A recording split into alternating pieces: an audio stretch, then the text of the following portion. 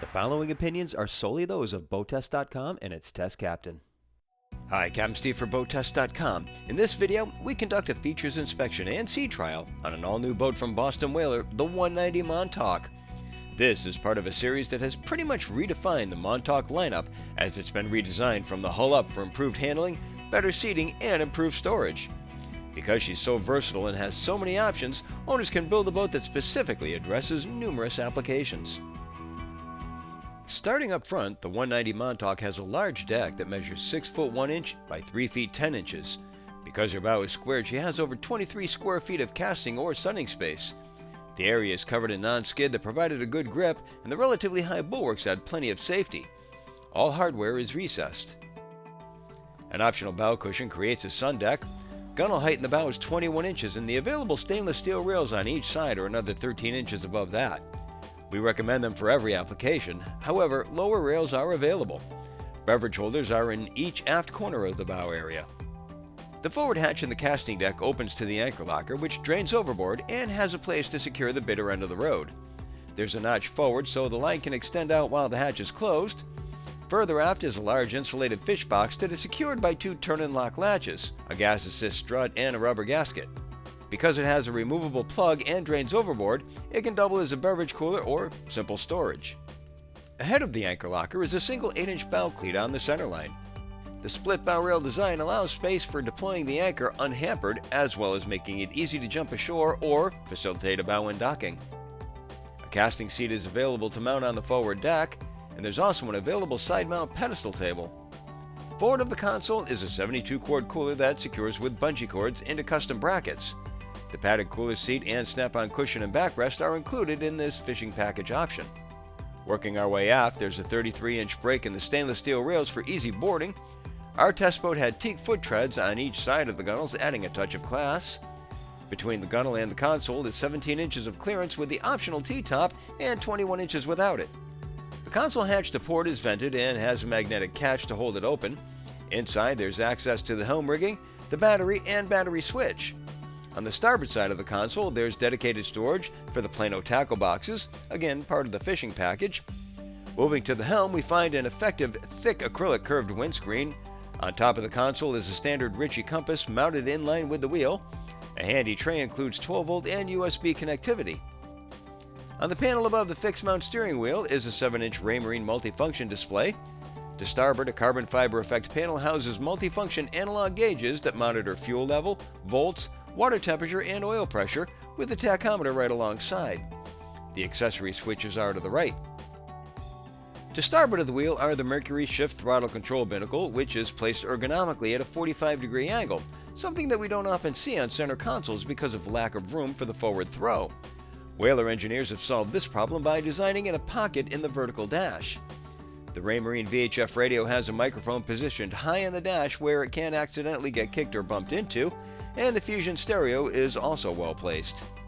Boston Whaler provides a toe kick for the operator's feet when he chooses to drive while standing. The helm seat is 34 inches wide by 15 inches fore and aft, and the backrest can be positioned for aft-facing seating. We can also stand at the helm and use the backrest as a leaning post as it locks into place. There's storage under the helm seat, but our test boat had the optional live well. It has a gas strut to hold it open, rounded corners, a blue finish, and an aeration system. The lightweight canvas T-top is built on a powder-coated aluminum frame. Its 4 supports are bolted to the deck, and there are welcome handholds to port and starboard. Overhead clearance is 6 feet 8 inches. There's a 2-color light and 5 rod holders. Deck space behind the helm seat measures 6 feet 7 inches by 3 feet 2 inches, or slightly over 18 square feet. The cockpit is self-draining with 2 large 2-inch scuppers that lead directly overboard.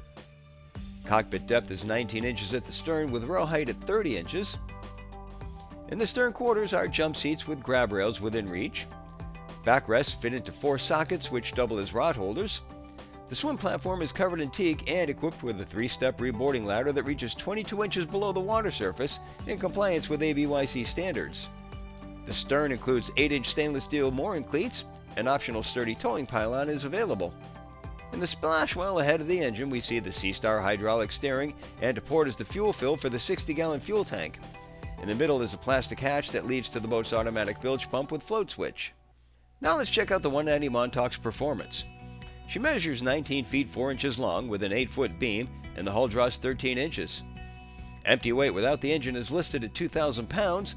With the engine, 2 people, 36 gallons of fuel, and test equipment on board, we had an estimated test weight of 3,131 pounds. Standard power is a 115 horsepower Mercury 4-stroke engine, but our test boat was powered by a 150 horsepower Mercury 4-stroke, turning a stainless steel 14.5 by 17 3-blade inertia propeller. When we wound up the engine to 5,900 RPM, we hit a top speed of 46.9 miles per hour. Best cruise came at 3,500 RPM, where we recorded 25.9 miles per hour and a fuel burn of 4.9 gallons per hour. That translates into 5.3 miles per gallon and a range of 285 statute miles, all while holding back at 10% of the boat's 60-gallon total fuel capacity.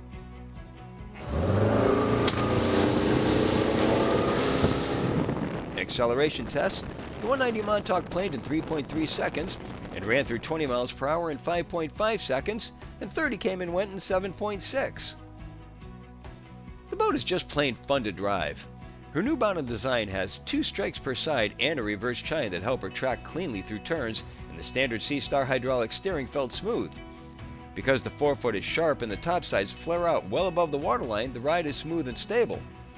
The obvious question is, how does the boat perform with the standard 115 horsepower 4-stroke? We haven't tested the boat with that engine, but the folks at Whaler have, and they tell us that with the 115 engine, her top speed is 41 miles per hour and her best cruise is 20.1 miles per hour.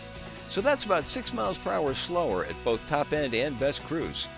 Fuel consumption at best cruise is about the same.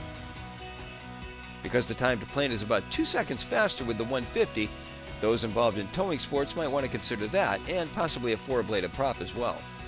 Standard equipment also includes a tandem axle galvanized trailer with swing-away tongue.